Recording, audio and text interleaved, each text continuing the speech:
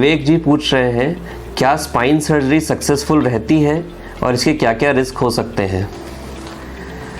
विवेक जी, हर spine surgery एक जैसी नहीं होती। स्पाइन सर्जरी में हम अगर देखें तो बहुत से फील्ड होते हैं, बहुत सी टेक्निक्स होती है, और जैसे जैसे समय बदलता जा रहा है हमारे स्पाइन को ऑपरेट करने की टेक्निक्स बदलती जा रही है। अगर मैं आपको पहले से समझाते जाऊँ पहले किस प्रकार के ऑपरेशन होते थे, तो अगर ये मैं स्पाइन मॉडल से समझाऊँ आपको, तो इसमें आपको दिख रहा होगा कि ये स्पाइन का सामने का हिस्सा है और ये स्पाइन का पीछे का हिस्सा है। और पीछे के हिस्से के अंदर में आप देख रहे हैं कि येलो स्ट्रक्चर जो है, जो आपकी नर्व रूट्स हैं और ड्यूरल सैक है, ये आपके पैरों को सप्लाई करने वाली नर्व्स हैं।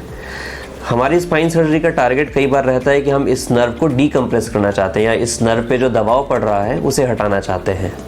उस दबाव को हटाने के बहुत से तरीके हो सकते हैं, जैसे कि हम ये पीछे की बोन, सॉलिड बोन को निकाल के इस नर्व को साइड करके उस दबाव को हटा सकते हैं। इस ऑपरेशन को लैमिनेक्टमी कहते हैं।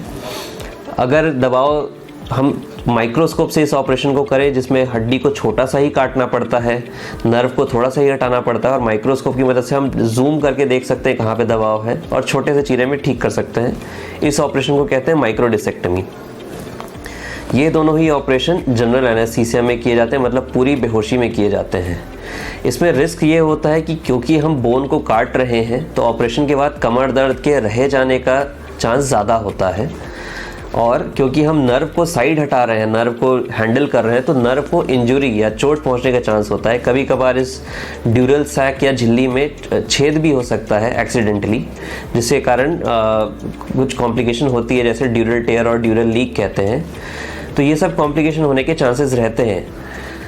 तीसरा तरीका होता है, अगर हम इस ऑपरेशन को, ये सारी चीज़ें हम अचीव करना चाहें, लेकिन हम इसे एंडोस्कोप से भी कर सकते हैं। एंडोस्कोपिक स्पाइन सर्जरी पीछे से नहीं करते हम, ट्रांसफोरामिनल रूट होता है उसके लिए, जिसके लिए हम, अगर हमको यहाँ पे डीकम्प्रेस करना है तो हम ये साइड से इधर से डीकम्प्रेस करते हैं। इसका फ़ायदा ये होता है कि क्योंकि हम साइड से जा रहे हैं तो हमको नर्व को टच करने की ज़रूरत नहीं, किसी बोन को काटने की ज़रूरत नहीं होती है। हम सीधा ही डिस्क में अंदर एंटर करते हैं और डिस्क का जो बल्ज है उसको अंदर से ही रिपेयर कर सकते हैं।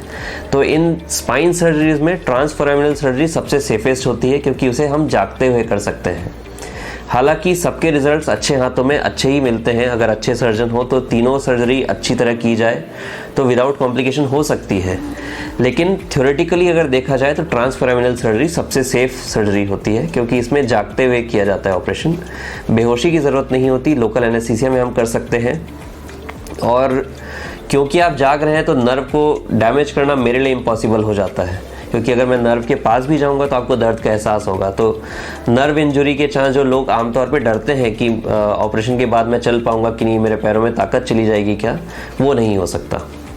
अगर आपके और कोई सवाल हो एंडोस्कोपिक स्पाइन सर्जरी के बारे में, आपको जानना चाहते हो, तो यूट्यूब के कमेंट सेक्शन में ज़रूर हमें बताइए। Thank you.